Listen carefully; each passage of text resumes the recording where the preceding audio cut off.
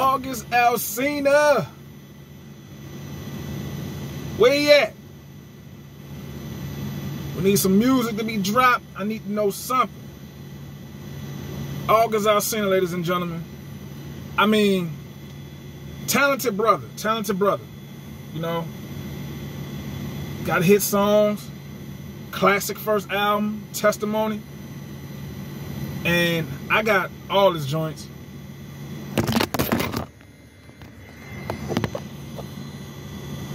Shit happens. I got the Testimony, the real Testimony, something like that. And then the second one, I got all three. Well, two or three. I don't know. It's been that long. But has the industry turned its back on Mr. Alsina? I mean, because when he was signed to a record label, you know, as we know, the record label's going, you know, they're going to do their push because they got money invested in the artist too. Well, you know, that's how the way it used to be. I don't know if it's still like that now, because, I mean, it's a lot of people who are independent.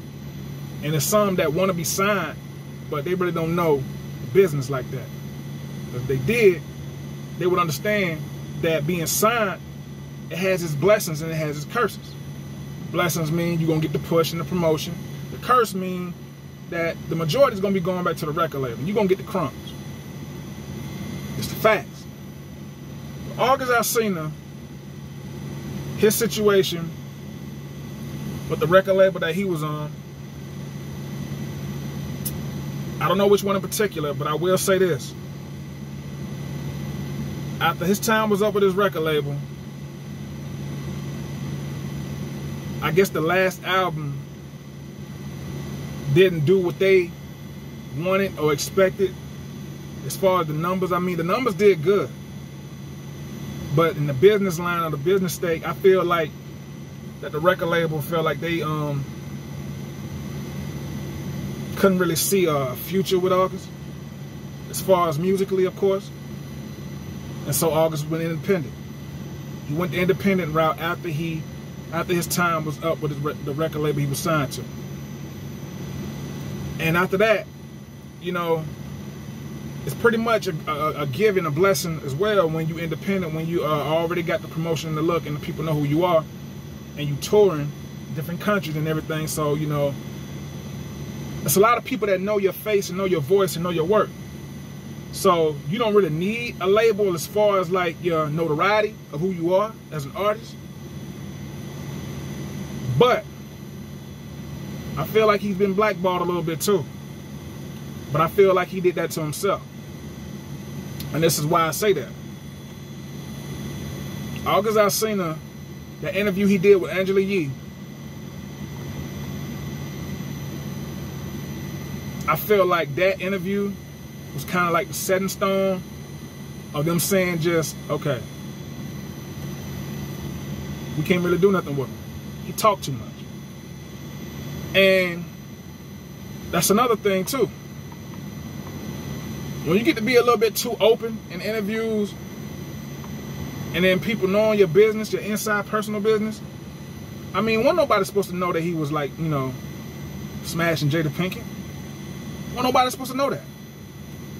But August and his big mouth.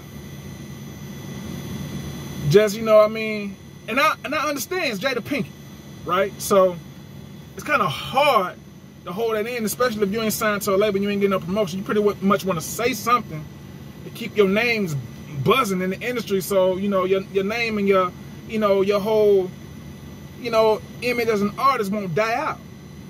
It'll keep people talking. And that's the curse of being independent. Is that when you feel like your buzz is dying down, you want to say something to keep that buzz going behind your name. Because whether it's good or bad, people going to tune in and want to hear the new music that you drop. And that's what happened. So, since he don't have a label behind him, giving him that promotion, that push, like how they was doing, I think it was Interscope, if I'm not mistaken, who he was signed to. But when you independent, I'm not saying you have to do this, because you don't really have to do it. But if you're a little insecure about your artistry and who you are as an artist, and you're independent, and you feel like you want something to just, you know, put that little extra icing on the cake when it comes to being independent, because you know, you're a little bit in fear of your, you know, your name dying out and people forgetting about you or forget about you. So you want to say something, and that's what he did. And the Angela Yee interview, you know, that he had, you know, probably some 2 years, I think, maybe a year and a half back, probably 2.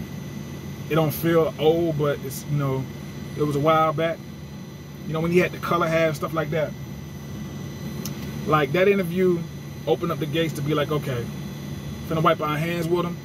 And then when the story fully came out about the whole Jada Pinkett and August Alsina thing, and, you know, Will and Jada, they still connected to the industry, of course. So, you know, they still got power as far as, like, you know, who they want or who they feel like they could trust to, you know, to be able to, who they feel like they could trust. And when that happened, they feel like, not they, because at first Will didn't know nothing about, you know, them. I feel like he did. But they try to make it seem like Will didn't know nothing about, you know, August Alsina and Jada Pinkett's sexual intercourse. We just gonna say that because, you know, we want to be a little bit, you know, we don't want to get too X-rated. Kids may be watching this too. But that kind of knocked down some trust with August, like with a lot of people, you know. And when that trust is knocked down, people don't even want to deal with you. They ain't gonna want to deal with you. And it's going to close some doors. Maybe a lot, maybe all. It depends. You know? So, that's the reason behind why the music industry has turned its back on them. That's the reason behind all of that. The mouth, talking a little bit too much, but you feel like you have to do it to keep your name alive. You don't want the people to forget about you. So if you say something that's a little bit out there, that's going to turn the people to be looking at you again. And then once they're looking at you again, they're going to want to go and listen to your music again. Or if not, for the first time.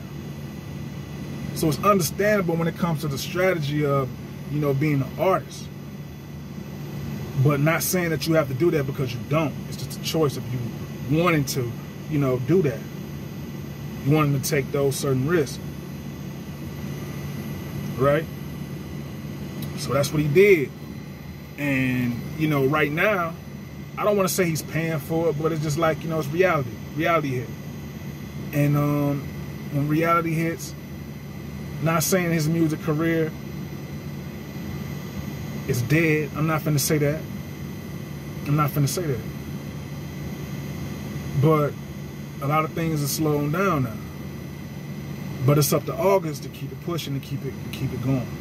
It's up for him to keep his feet on the gas pedal and just continue to keep displaying his talents and reminding the people of, you know, his voice and how different it is. You know, and reminding the people how, you know, good of a singer he is. And that's where social media comes into play, with Instagram and TikToks and all that. You know? So you want to see him to keep pushing and staying out of messy situations. And just and not feeling like you have to say everything, you know, when you don't really have to. Because who knows, he probably could have still been hitting Jada Pinkett if he would have just, you know, kept his mouth closed about it. I'm just saying. So, these are the things for young and up and coming artists that want to be signed to a record label. You have to be able to, like, know how to handle yourself. Once your time in that record label ends, you have to know independently how to be able to hold things down as an artist, and being able to think business-wise on how to keep yourself floating and keep the people involved and not forget about you. Keeping your name alive without always having to feel like you have to have drama behind it. But sometimes that helps. But not having to feel like that's the go-to at every single time, because it's not. And you know, investing your money into the right things so your money can always keep coming back to you. Making smart investments. That's what artists also have to understand. It don't even matter. You ain't got to spend a whole bunch of money. Just invest in, you know, just make smart investments. You know, take a little bit at a time, and then after that, you know, just, you know, save your money. Don't have to feel like you have to blow everything right away. You know, save it. You're going to spend it when you want to spend it, but I understand that, but save a little bit of something, you know, so you can invest and keep investing into something, so you can create some sort of type of general wealth for yourself, for your family.